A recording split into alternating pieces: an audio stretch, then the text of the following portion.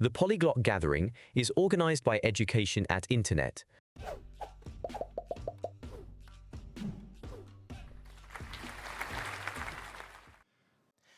Okay, I think we can start now. Hello, everyone. Hello, yeah, thank you. In a minute, I will introduce myself. So I'm Rafał Darasz, but I also make an introduction here in the presentation. And the topic of today is sign polyglots, ? Multilingualism, sign communities, and diversity of sign languages. Just a disclaimer, so my presentation is in English, spoken English, but in the presentation you also see the presentation being signed in international sign. So it's like a bilingual version. And what I'm saying is maybe not exactly matched with what I'm signing, but more or less it's the same thing. So again, hello everyone, my name is Rafał. I'm 27 years old, and 5 years ago, I started learning the Polish Sign Language, which has an abbreviation, PJM. It comes from the Polish name, Polski Język Migowy, PJM. And why did I start learning the Polish Sign Language? So back in 2019, my university, which is the University of Warsaw, opened a new MA program, which is called the Polish Sign Language Philology. And I joined the program back in 2020. So I got my MA. I studied PJM for 2 years. And after I graduated, I started my PhD program, which I am now pursuing right now. And I'm currently a third-year PhD student, and I'm focusing on sign linguistics research. I have also experienced learning other sign languages. As you can see, I'm signing IS, so International Sign in the back. Also ASL, and also some other sign languages, but I only know like a couple of words here and there, so I wouldn't say that I am communicative in other sign languages as well. But I hope that in the future I can still make it, or I can still learn more sign languages. I'm sorry, before we go further, of course you can use Slido to ask questions, and I'm the manager of myself, so I will manage the question myself. Yeah, thank you. So let's start by reviewing or learning about what sign languages exactly are. So as we all know, spoken languages, so we all familiar with spoken languages, I guess. But when it comes to sign languages, what's the difference? Or what are the similarities? It turns out that sign languages are in fact fully fledged, complex systems. They are also natural visual languages with their own grammar, vocabulary, and variation. Similarly to what we have in spoken languages.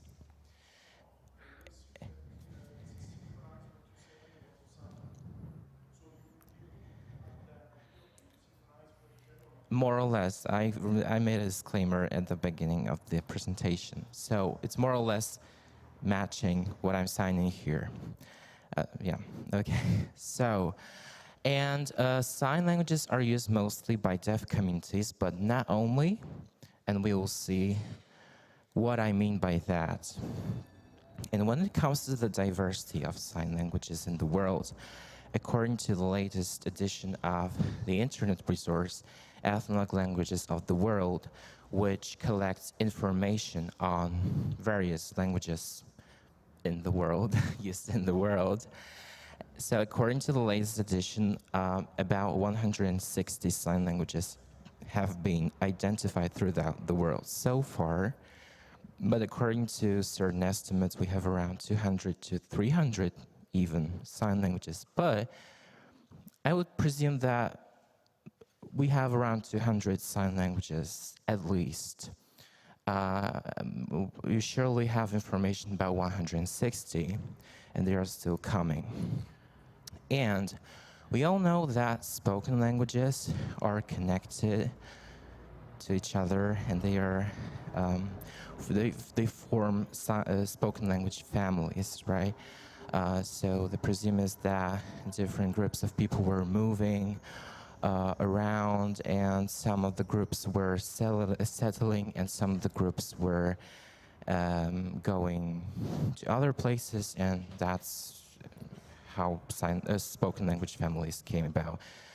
It's the same thing with sign language families, yes and no. So we also have sign language families, but it's a result of complex historical and educational missionaries, schools, historical and educational factors, such as missionaries and schools, plus home signs and indigenous sign languages, and that's how sign language families come about.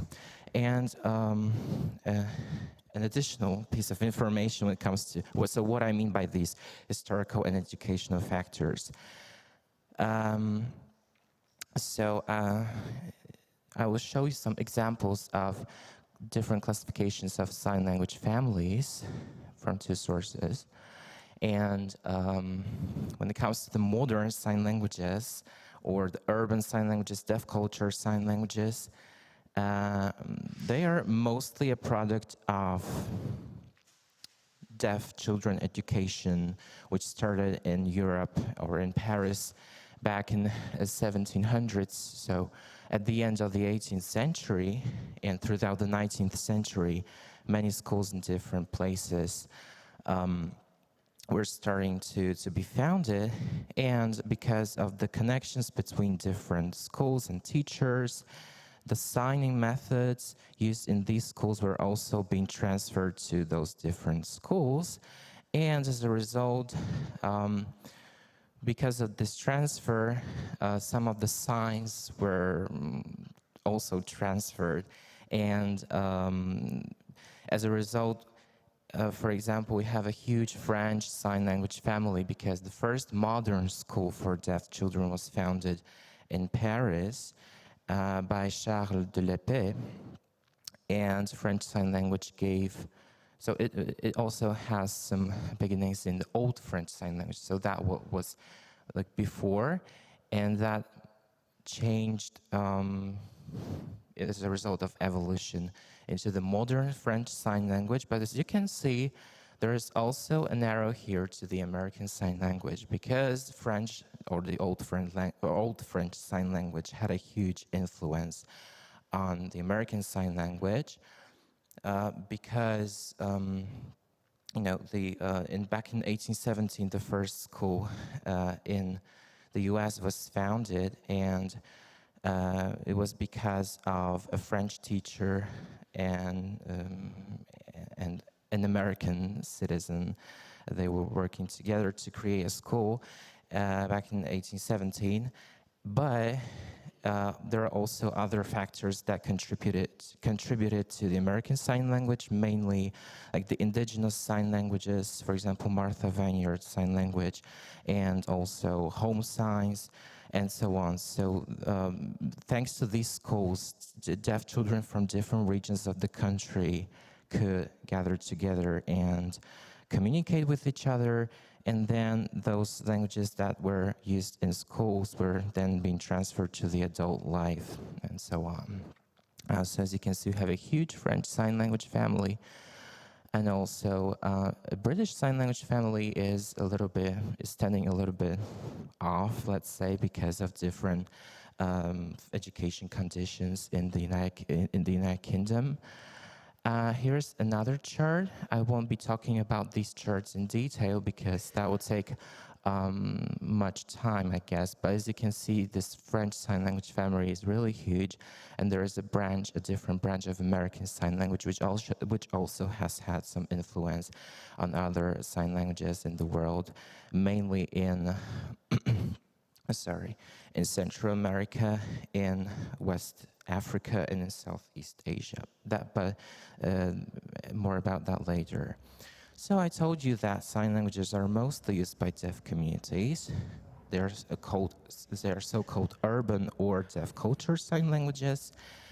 And many of these sign languages are also national sign languages. That means that They are used in, so within the boundaries of one country or one region, but not always. Yeah, some examples include ASL, PJM, and BSL, British Sign Language.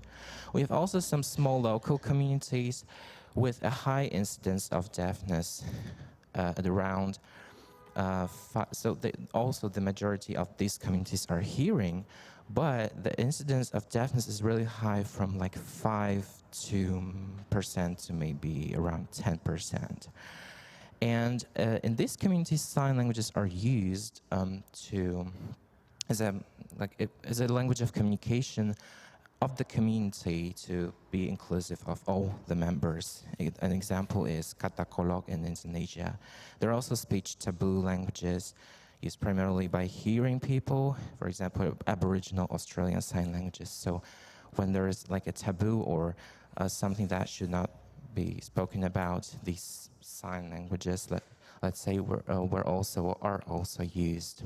So there are like different kinds of sign languages, not only these used by the deaf communities on a national level, let's say. And they are, so when it comes to the urban sign languages, they are used primarily by deaf people and by hard of hearing people, but also hearing people use them. I'm a hearing person, and I use sign languages, as you can see. But most of the hearing people that are in the sign communities are codas, that means hearing children of deaf adults, and also L2 learners, so people who are outside of the community and they decided at a certain point that they want to learn a sign language because that was just interesting to them, and they also become signers, like L2 signers, let's say. When it comes to sign language acquisition, so they can be acquired by children in the same way as spoken languages can. However, the difference is that about 90% of deaf children are born into hearing families. That's like a statistical fact that's been like passed on in different conferences and different sources. So this is like a rule of thumb, I would say. And when a deaf child is born into a hearing family, most of these children are not exposed to a sign language because of because of advice given by the medical personnel that this child should be, or this child's hearing should be treated, and that it should go to speech therapy and so on. So a spoken language is then passed on to them. Unless these children go to a deaf school or are being sent to deaf schools, but that also is not also the case all the time or always. But when a child grows up and goes to a deaf school, and gets to know other children, deaf children, who may or may not use a certain sign language, it then gets passed on in a natural way. They are very quick to learn a sign language from their peers. And now let's move on to bilingualism or multilingualism in deaf communities. So deaf communities for a minority language community, deaf communities for minority communities in a much bigger hearing community. So there are also multiple statistical data as for how much deaf people are there in societies in general. And certain statistics say, oh, it's like 1 to 2% or 5%. But also the deaf communities are quite diverse, so not all people can sign, not all people can speak. And when it comes to the bilingualism, what I mean by that, so most of deaf individuals are bilingual. What does bimodally mean? That means they have the ability to express themselves in languages in different modalities, because the spoken languages are in an oral auditory, this is like an auditory modality that we are using, and in sign languages we use a different modality. It's like a visual modality. So we say that these people are bimodally bilingual, so in both sign and spoken languages. Due to living in a spoken-centered environment, society, and education, they have varying levels of these languages. Because of education issues, they may not necessarily be proficient in spoken languages, like in spoken languages in form of writing, let's say, because most of the time the spoken component, let's say, of spoken languages is not available to them, so they need to learn by the writing, not modality, but the writing system, let's say. And I told you that we have around 160 sign languages identified so far. Most of them are national sign languages. But does that mean that there is one sign language per one country?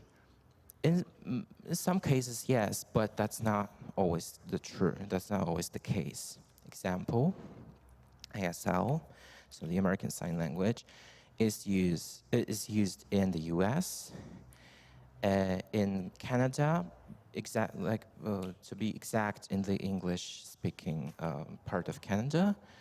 And also it's had a strong influence in West Africa and Southeast Asia. For example, I was in Ethiopia, and there are statistics that around 75% of vocabulary in Ethiopian Sign Language is very similar or the same in the American Sign Language. And the same goes for the Malaysian Sign Language as well. But for example, in Belgium, we have 3 spoken languages, as we all know, Dutch, French, and German. And we have 2 sign languages. The first one is used in the north, in the Flanders region.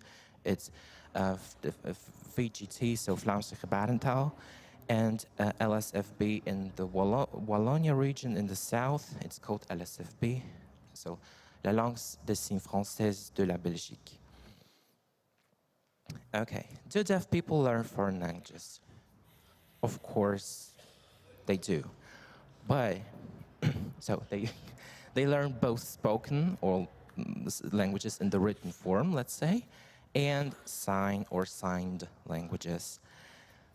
But the thing is that they learn mostly by interaction with people from different countries, and not by learning from learning resources, because most of them are designed for hearing people and not for deaf people who already know how to use a sign language, like it is a language in a visual modality.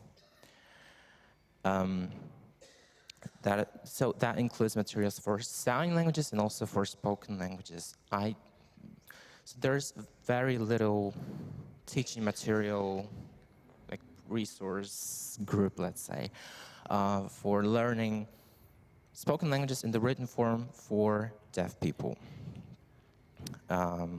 or for people who don't have access to the speech form or the spoken form of spoken languages. How much time? Okay, so we still have some time. Let me show you like a compilation of how to sign shorts. It's made by, and maybe some of you know this, this person. Her name is Destiny. That's their sign name. And my sign name, I forgot. This is my sign name. And Destiny is this, like a dream, let's say.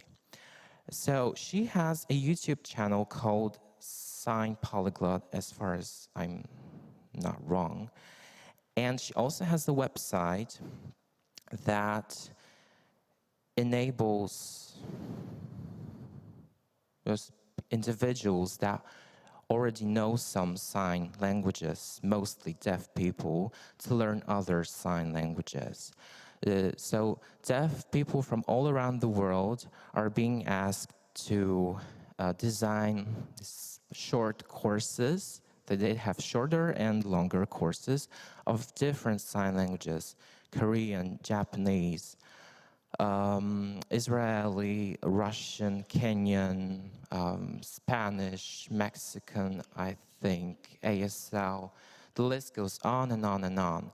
So if you type in sign polyglot, I think the website is called Intersign University, as far as I'm not wrong. But now let's have a quick look at this video. This is a very fun video. There's no sound here, so that should be... Here comes the sun. There are examples of different words in different sign languages.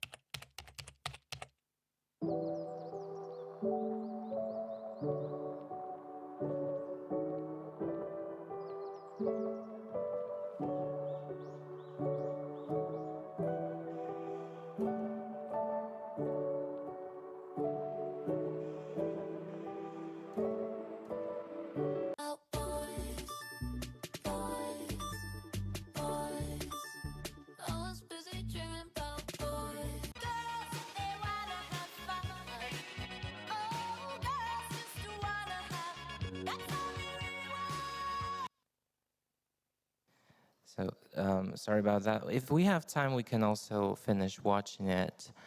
But let me finish the presentation first. And if you want to watch more of her videos, then you can find them on YouTube. So as you can see, there's not only variation between different sign languages, but also in the sign languages themselves. As you could see on in the example of the sign for autism in the American Sign Language, but I can see it now in the Polish Sign Language as well. So traditionally, you would sign autism like this. Closed. Like it's someone who's trying to, to isolate themselves from the world.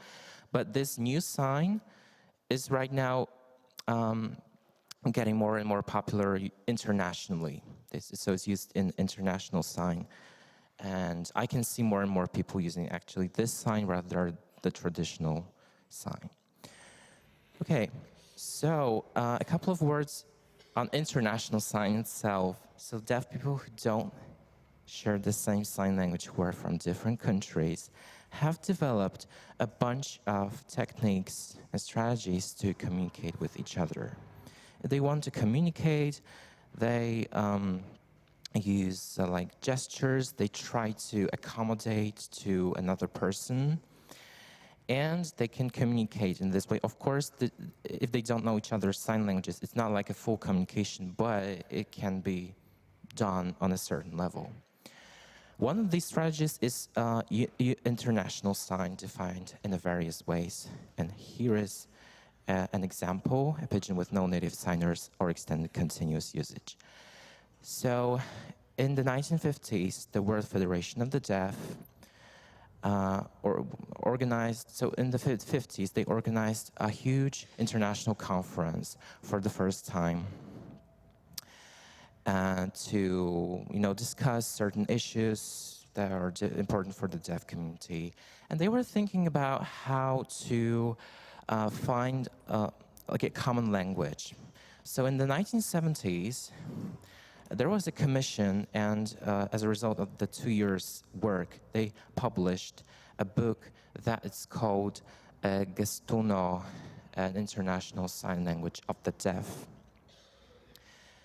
However, when the book was published and deaf people tried to use the signs from that book, it turned out that the signs that were in the book, because it had photos, were not understandable to most of the people. So, in course of the time, some of the signs were changed. They were also loan words from different sign languages, mostly ASL, BSL. And deaf people who wish to communicate internationally, they also incorporated some elements from the grammars of their own sign languages. And that's how international sign came to be, came to existence. And it is used in various contexts, like Deaf Olympics, so the Olympics of the deaf communities, international conferences on sign languages, on deafness, and so on, workshops, traveling, and social media, so the internet. And right now, I will show you a few examples of the so-called deaf influencers or deafluencers who use. So these examples, I will show people who use international sign in their social media content, but that's not always the case because there are also many deaf people that use their sign languages of their respective countries. Just like in the hearing world, there are people who make content in their own languages or in English or another international language for the content to be more accessible to the international audiences. So, here's a deaf comedian. His name is Florian Tirnovan, and he is based in Sweden. So, yeah, I will show you one clip. Oh, no. Sign up, okay. I thought it would be accessible. Okay, so maybe I can show it later. There are also a couple of people on Facebook. For example, this man shares some, On May 28th, 2025, and something special happened in Berlin. Chancellor Friedrich Merz welcomed Ukrainian President Volodymyr Zelensky with military honors. But it wasn't just symbolic. It was a decisive turning point. For the first time, Germany lifted the so-called range restrictions on arms deliveries. This means weapons. Until now, this was prohibited to avoid a direct escalation. okay. Sorry for the political video, but that was the first video that turned out on this page. But there are also like more casual. Oh no. It won't let me in without logging in. There are also more influencers that post some, some more casual content or like events from the lives. So he's thanking for the support because of the accident of this girl named Salina and so on and so on. So he makes some updates on that. Like it's more lifestyle, let's say. I don't know how to describe that. Yeah, I'm coming to the end. So to wrap things up, we have seen that deaf communities or hard of hearing members of those communities, those signing communities, can and do learn other languages as well, both spoken and sign. That's, of course, possible. They do that. Okay, so that is my thank you to y'all. And now let's go to the questions. I have so many questions, 17, let's say. Let's see if thank you so much. Thank you. So let me see if I managed to answer all of these questions. Please share the link to the sign language family tree. I have to look it up and then I can. If you want, if you want this link, you can come to me after the presentation, or you can send an email to me, or reach me on the social media. So that's of course possible. How should a resource for an oral language look like to facilitate the acquisition for deaf people? I'm not a specialist on that, so I cannot answer this question straight away, to be honest. But when deaf people learn spoken languages of their respective countries, they do, there's a tendency for the deaf people or hard of hearing people to make grammatical mistakes that a hearing person would not make. For example, in Polish, there's a tendency for deaf people to write Polish using, for example, the declensions, noun declensions or adjective declensions are all over the place. They usually don't have trouble in remembering the spelling because they have to remember it visually. So when a hearing person is learning a language, they remember the sound, and when they try to write it, they may or may not make spelling mistakes. But usually deaf people don't make spelling mistakes, or the mistakes are a little bit different. So I cannot give you proper examples because I'm not a specialist on that, but thank you for the question anyway. Are there also sign language dialects? How do you differentiate a language versus dialect in this case? That is a very good question. So as I said earlier, there is a variation in sign languages of the world and also in sign languages themselves. Nowadays, because of the standardization processes and so on, these regional differences are also starting to disappear. For example, in Poland, because back in the day, some signs of different cities would be different to each other. For example, the Warsaw signs, the Łódź signs, Krakow signs, Lublin signs, or Gdańsk signs, Poznań signs would be very different in certain points, let's say.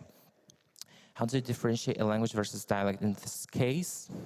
Well, generally speaking, we all know that differentiating between a language and a dialect is more of a social, political, and social linguistic problem rather than purely linguistic itself. So I think one could make a whole talk just talking about this, so I cannot answer just one sentence. Hearing people find it hard to understand people. If a place is too loud, does the same concept exist for signers if the visual field is too stimulating? I would say probably yes. I cannot say for the deaf people, if I would have to ask them or someone would have to ask them. I think there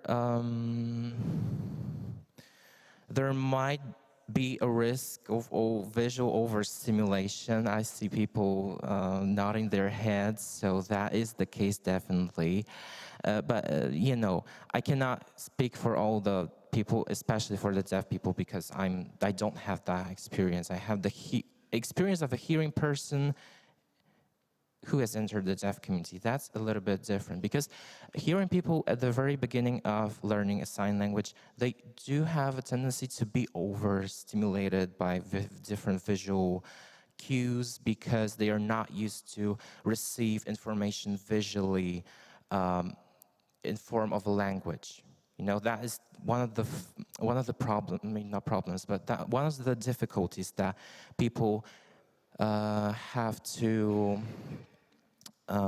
overcome if they want to learn their first sign language, I would say. Do you get the different SLs mixed up? Sometimes I do, especially the American. So sometimes the American Sign Language signs get into my Polish Sign Language. That is not a problem in the everyday communication, but that is a problem when because I didn't mention that I also work, I have a part-time job as the Polish Sign Language interpreter. So when interpreting, I have to make sure that I have these, different sign languages apart, that they don't get mixed up, because then the message can or cannot be got across. So that is the case, and also in the deaf communities, especially when it comes to international sign, interfering with the national sign languages. So right now there is also a tendency, especially in the younger generations, because they are exposed to more international sign content, especially in Europe. I don't know how it looks like in other places. I don't think that's the case in the US, because the country is huge enough, so and the deaf community is huge enough, so there's a lot of content in the American Sign Language as well. But in the European communities, that's definitely the case, that international sign is interfering with, and it has a big influence on the national sign languages as of now. Do many of the sign language, have a past future tense, or more like Chinese, I ate yesterday, instead of saying I ate yesterday?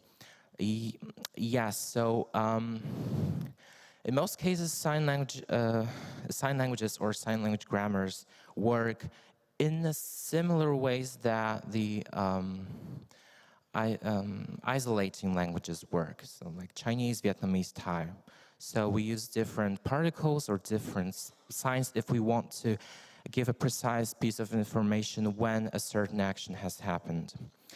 So when we use a verb, there's no information in the verb itself that we are doing something now or in the future. We usually have to know the context, or if we want to be precise, we have to add the information like tomorrow, or yesterday, or like 2 years ago, in 2 years. That's in Polish Sign Language, for example.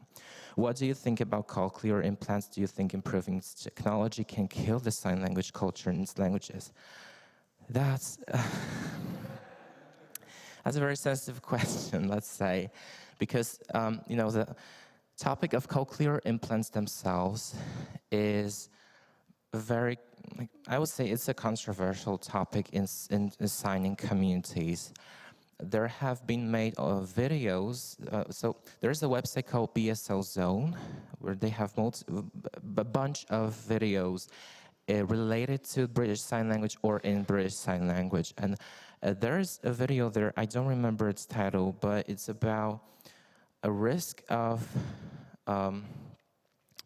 cochlear implants operations being carried out in the earliest stages of children's lives to the deaf culture's existence, like the impact of these cochlear implants on the deaf culture and deaf sign languages. That's a topic that I don't. So what do you think? I don't want to express my opinion on this, because there are different. Every person, every individual has its own background, has its own history, has its own situation. So that's an individual decision. And also the individual decision of the parents. However, what's important here is that the parents, let's say hearing parents who have a deaf child, that they have that they receive the full information on what possibilities that there are for their deaf children. Of course, so they need to know or be given such information, like on signing community sign languages, and also information on technological advances in improving the hearing. But you cannot cure hearing 100%. That will never happen. But you can also make a whole talk and whole conferences. Whole conferences are being made on cochlear implants and so on. So there's no way I can answer that in one sentence as well. What sign languages have you studied? Apart from these mentioned, I've also learned a little bit of German, Lithuanian, Japanese, maybe, Japanese, and some other BSL as well. But I can't say that I am in any way proficient in those languages. how much inflection is there in sign languages? Is there verb conjugation, grammatical gender for non-living nouns? There's no grammatical gender. Verb conjugation, it works a little bit different because so sign languages use space, and when talking about things, we make references to different objects in our space. So we put those references in different parts of our space, and then we can use the space to clarify or to give precise information on what is being done to whom and so on. So we have so-called directional verbs or agreement verbs. There are two different names used for that. For example, if I want to say, let's say in Polish Sign Language, so to help is this. Okay? Like to help, it's like the neutral version. But when I want to say I'm helping you, so you are here in my space, so I'm signing. And when someone is helping me, then I'm making the move toward myself. So, but we don't have like grammatical endings and so on. It works a little bit different, let's say. What's your favorite creation evolution story of a sign language? That's a good question, and I've never really thought about that. But when you look at sign language families, there are some weird connections. For example, you will see that the sign language of Madagascar is related to Norwegian Sign Language, and you say, "Oh, Norway and Madagascar are like in two different places." But it turns out that the sign language used in Madagascar is a result of Norwegian missionaries that came to Madagascar, and that's why they are genetically somehow related. Also, let's say, I think that would be in my top. I can't I have also a bunch of others, but there are so many questions I won't be able to answer all of these, but let's see how that works. If you're only going to learn one sign language, what would you recommend? ISL or DSL where you live? Definitely. So if you haven't learned any sign languages, you should definitely first learn the sign language of your local community where you live, because most of the time it's in your local community that you'll have the opportunity to meet people, to practice sign languages, and to become a part of the signing community. When it comes to international sign language, you have to have a certain level of proficiency in a national sign language in order to learn ISL, because ISL or international sign is not an established sign language. So it's like a bunch of techniques that you can use to communicate with other people. Of course, there are borrowings from or loanwords from ASL, BSL, and so on. But the main strategy that you use in international sign is using more iconic signs, to use like more visual space. There's like a sign in Polish and also international signs like to extend the space and extend your iconic expression, let's say. So definitely the SL of where you at, and then the international sign when you want to communicate internationally. As of spoken languages, are there sign languages that you've heard that you think are pretty or ugly? Okay, so the thing is that not. Okay, so here's the thing. In American Sign Language, they use a lot of finger spelling. And in Polish Sign Language, there are a lot of finger spelled words in comparison to other sign languages, for example, in Europe. And when me and my friends had online classes of ASL, and we learned like vegetables, and it turned out that like half of the vocabulary is just finger spelled, and we're like, you don't have the signs for that, or for example, in Polish Sign Language, we have signs for let's okay. Now I cannot think of examples, but for example, in Polish Sign Language community, fingerspelling is considered not so elegant or not good. So the deaf people try to avoid fingerspelling as much as they can. So I would say maybe fingerspelling is a thing, and also some hand shapes that don't exist in other sign languages. For example, in Russian, Ukrainian sign languages, there's this hand shape. We don't have that in Polish Sign Language. And when someone sees it for the first time, it's like, how to do that? Because it's a foreign, like it's a foreign element, let's say. But I didn't hear that a certain language is beautiful or ugly in a way. Oh, it's 47. So we were out of time now, sorry. Okay, there are so many questions, and I have no way to answer them right now. But if you have any, just approach me, and we can have a talk.